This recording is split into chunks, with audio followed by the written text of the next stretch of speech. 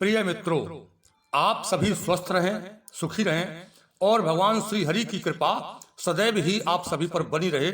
इसी कामना के साथ हम अपने YouTube चैनल अपना अपना राग में एक बार फिर से आप सभी का हार्दिक स्वागत करते हैं। दोस्तों, अभी तक आपने यही सुना या पढ़ा होगा कि एक समय देवर्षि नारद जी ने भगवान श्री विष्णु को श्राप दिया था और उस श्राप के कारण भगवान श्री विष्णु ने इस पृथ्वी पर मनुष्य अवतार अर्थात श्री राम अवतार लिया था।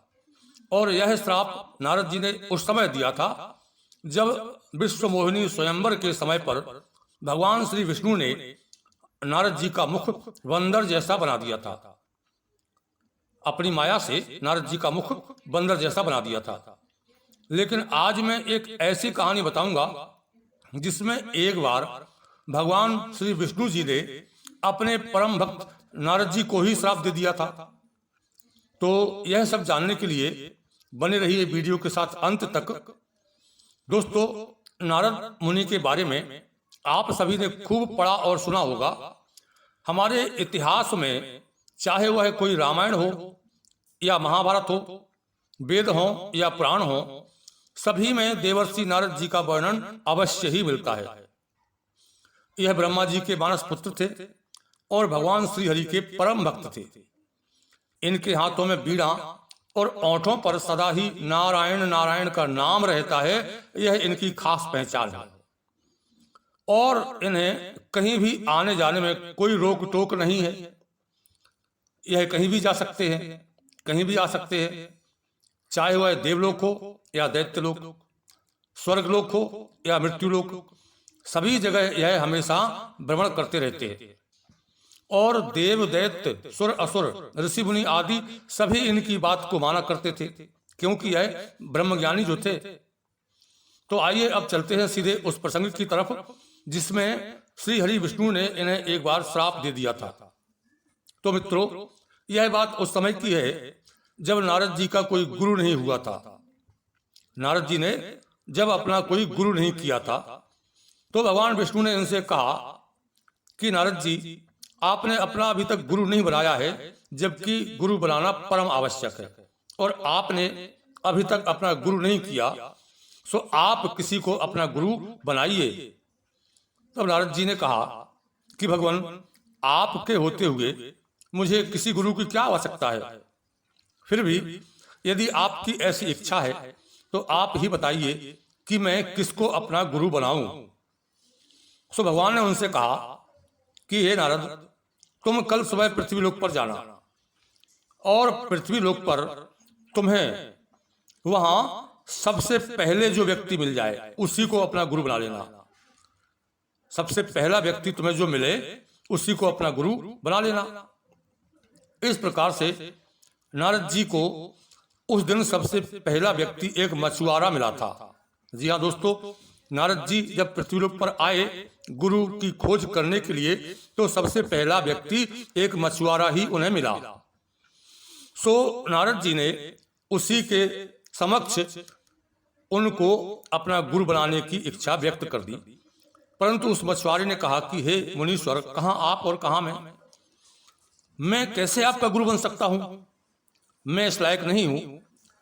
परंतु नारद जी ने उसे जैसे तैसे मना लिया, क्योंकि भगवान विष्णु ने तो यही कहा था ना कि जो पहला व्यक्ति मिले उसी को अपना गुरु बना लेना। सो नारद जी ने उसको मना लिया और उसको अपना गुरु बना लिया। परंतु नारद जी को उसके प्रति श्रद्धा नहीं हुई। जो गुरु के प्रति श्रद्धा होती है वह श्रद्धा नारद जी को उसके प्रति नहीं हुई। और भगवान के पास आकर नारद जी कहने लगे कि हे प्रभु, आपने किसको मेरा गुरु बनवा दिया। वह तो एक मछुआरा है, उसे तो कुछ भी ज्ञान नहीं है, और जब उसे कुछ ज्ञान नहीं है तो वह मुझे क्या शिक्षा दे सकता है। उसे तो बस मछली पकड़ना ही आता है।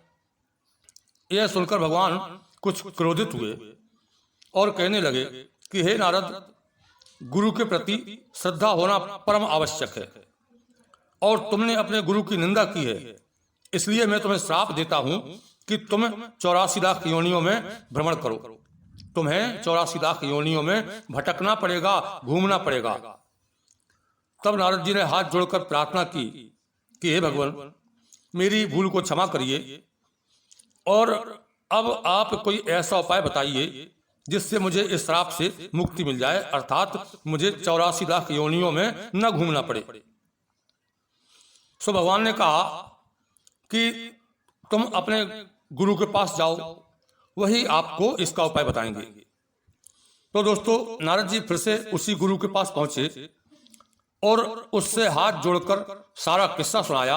फिर कहा कि कृपा करके मुझे ऐसा उपाय बताइए जिससे मुझे इस श्राप से मुक्ति मिल जाए, अर्थात 84 लाख योनियों में मुझे ना भटकना पड़े। तब उनके गुरु उस मछुआरे ने बताया कि हे मुनि, तुम यहां से सीधे भगवान विष्णु के पास ही जाओ और उनसे कहो कि वह धरती पर 84 लाख योनियों के चित्र बना दें। जब भगवान श्री हरि 84 लाख योनियों के चित्र धरती पर बना देवें, तब तुम उन्हीं चित्रों पर गोल गोल घूम लेना, उन्हीं पर लौटना और इसके बाद जाकर भगवान से क्षमा मांगते हुए कहना कि मैंने आपके द्वारा बनाई हुई 84 लाख योनियों में घूम लिया है और अब कभी मैं गुरु निंदा नहीं करूंगा, मुझे क्षमा कीजिए। तो दोस्तों, अपने गुरु के बताए अनुसार ही नारद जी ने सब कुछ किया, जिससे भगवान श्री हरि प्रसन्न हो जाते हैं और कहते हैं कि देखा नारद, जिस गुरु के प्रति तुम्हें श्रद्धा नहीं होती थी, उसी गुरु के द्वारा दिए गए ज्ञान के कारण तुम इस श्राप से बच गए। इसीलिए कहा है कि उत्तम विद्या लीजिए यद्यपि नीच पे होए, उत्तम विद्या लीजिए यद्यपि नीच पे होए, पढ़ो अपावन ठौर को कंचन तजे न कोय। अर्थात सोना कितनी भी गंदी जगह क्यों ना पड़ा हो, तब भी कोई उसे नहीं छोड़ता, सोने को तब भी कोई नहीं छोड़ता, धोकर साफ करके रख ही लेता है। इसीलिए कहा है कि दोस्तों, ज्ञान की बात यदि छोटा सा बालक भी कहे तो उसे अवश्य ही ग्रहण करना चाहिए। ज्ञान जहां से प्राप्त हो वहां से प्राप्त करना ही चाहिए। तो दोस्तों, यह कहानी आपको कैसी लगी हमें कमेंट्स में अवश्य लिखकर बताएं और कृपया वीडियो को लाइक और शेयर अवश्य करें। जय हिंद।